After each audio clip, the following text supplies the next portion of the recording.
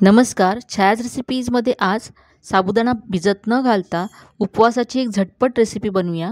तर यासाठी इथे मी 1 वाटी साबुदाणा आणि 1 वाटी भगर किंवा ज्याला वरईचे तांदूळ म्हणतात ते घेतले. दोन्ही समप्रमाणात इथे घ्यायचं आहे. आता हे आपल्याला भाजून घ्यायचं आहे. तर इथे गॅसवरती मी पॅन गरम करत ठेवला आहे. यामध्ये आता भगर घालायची आहे आणि याच्यासोबतच आपल्याला इथे साबुदाणा घालायचा आहे आणि हे दोन्ही आपल्याला 2 ते 3 मिनटं भाजून घ्यायचं आहे. भाजल्यामुळे साबुदाणा हलका होईल आणि आपण याची पावडर बनवणार आहोत. तर पटकन साबुदाण्याची मिक्सरमध्ये पावडर होईल. तर आपल्याला हलकंसं याला भाजून घ्यायचं आहे. याचा रंग वगैरे बदलायचा नाही आहे आपल्याला. तर इथे 2 ते 3 मिनटं भाजून घेतलं. मिक्सरच्या भांड्यामध्ये हे सगळं आपण आता काढून घेऊया. तर या रेसिपीसाठी आपल्याला साबुदाणा भिजत घालावा लागत नाही. अगदी आयत्या वेळेस तुम्ही ही रेसिपी तयार करू शकता. आता याची पावडर करायची आहे. त्याआधी याच्यामध्ये मी अर्धा चमचा जिरं घातलं आहे आणि हे असं वाटून घेतलं तर अशी रवाळ अशी याची पावडर तयार झाली आहे. आता यामध्ये अर्धी वाटी दही घालायचं आहे. तर ज्या वाटीने आपण साबुदाणे आणि भगर मोजून घेतली होती त्याच वाटीने इथे अर्धी वाटी मी दही घेतलं आहे. यानंतर यामध्ये हिरव्या मिरच्या घालायच्या आहेत. तर 2 हिरव्या मिरच्या मी इथे तुकडे करून घेतल्यात म्हणजे पटकन बारीक होतील. यानंतर यामध्ये अर्धी वाटी पाणी घालायचं आहे आणि हे सगळं आपल्याला मिक्सरला वाटून घ्यायचं आहे. तर हे मी असं अगदी बारीक वाटून घेतलं आहे आणि वाटताना यामध्ये मी आणखी अर्धी वाटी पाणी घातलं म्हणजे आतापर्यंत यामध्ये मी 1 वाटी पाणी घातलं आहे. तर आता ही पेस्ट आपण एका बाउलमध्ये काढून घेऊया आणि त्यामध्ये मग पुढचं साहित्य घालूया. तर इथे ही पेस्ट मी काढून घेतले. आता यामध्ये 1 मोठा चमचा डेसिकेटेड कोकोनट घालायचं आहे. तुम्ही ओलं खोबरं घातलं तरी चालेल. यानंतर 2 चमचे इथे शेंगदाण्याचं कूट घालायचं आहे. जाडसर वाटलेलं असं शेंगदाण्याचं कूट इथे मी घातलं आहे. मिक्स करून घेऊया याला. आता इथे मी 1 कच्चा बटाटा घेतला आहे, सोलून किसून घेतला. हा यामध्ये घालायचा आहे. यानंतर यामध्ये भरपूर कोथिंबीर घालायची आहे. कोथिंबीर जर उपवासाला चालत असेल तरच तुम्ही घाला, नाहीतर स्किप केली तरी चालेल. आता हे सगळं मिक्स करून एकजीव करून घेऊया. आता यामध्ये पाणी घालायचं आहे. तर इथे मी आणखी 1 वाटी पाणी घेतलं आहे. तर यातलं थोडं थोडं घालत जायचं आहे आणि हे मिक्स करत जायचं आहे. आपल्याला हे पातळ करायचं नाही आहे, घट्ट असंच हे आपल्याला पीठ हवं आहे.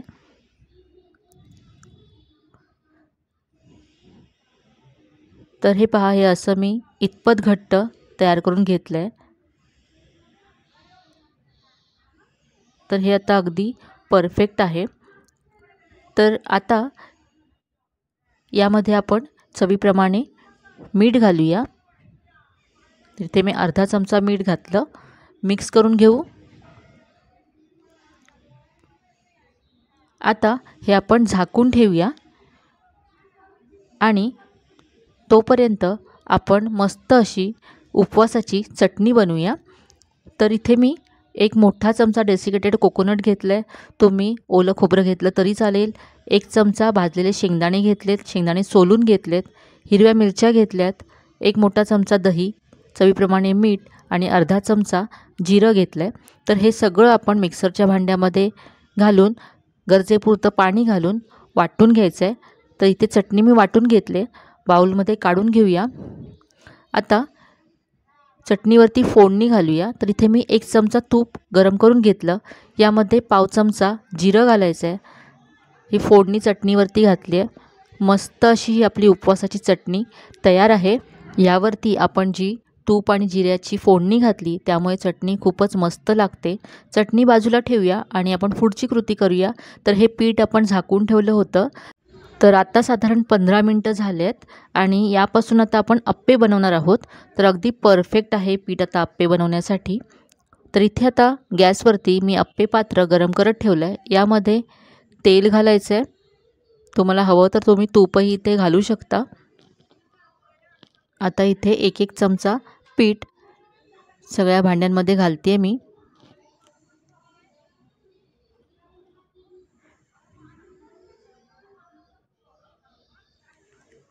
यावरती आता झाकण ठेवायचं आहे आणि 2 ते 3 मिनटं एका बाजूने अप्पे भाजून घेऊया। तर साधारण 3 मिनटं झालेत, पाहूया। अप्पे आता उलटून घेऊया। तर मस्त असे हे ब्राऊन झालेत। आता हे सगळे अप्पे उलटून घेते मी। अगदी झटपट होणारी अशी ही रेसिपी आहे। उपवासाला तुम्ही अगदी झटपट हे बनवू शकता। तर असे सगळे अप्पे उलटून घेतले। आता यावरती पुन्हा झाकण ठेवूया आणि दुसऱ्या बाजूने 2 ते 3 मिनटं हे भाजून घेऊया। तर दुसऱ्या बाजूने सुद्धा हे 3 मिनटं भाजून घेतलेत।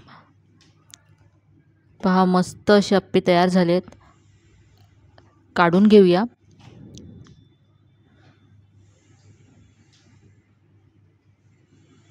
तर हे अप्पे आपले तयार आहेत। आपण हे आता अप्पे सर्व करूया। तर इथे चटणीबरोबर हे अप्पे सर्व केलेत। तर हे अप्पे बनवण्यासाठी तुम्हाला साबुदाणा भिजत घालायची सुद्धा गरज नाही आहे। उपवासासाठी तुम्ही घाईच्या वेळेससुद्धा अगदी झटपट हे अप्पे तयार करू शकता। तर आजची ही रेसिपी तुम्हाला कशी वाटली हे मला कमेंटमध्ये कळवायला विसरू नका। रेसिपी जर आवडली असेल तर व्हिडिओला जास्तीत जास्त लाईक करा, मित्रमैत्रिणींसोबत शेअर करा। चॅनलवर नवीन असाल तर चॅनलला सबस्क्राईब करायला विसरू नका। धन्यवाद।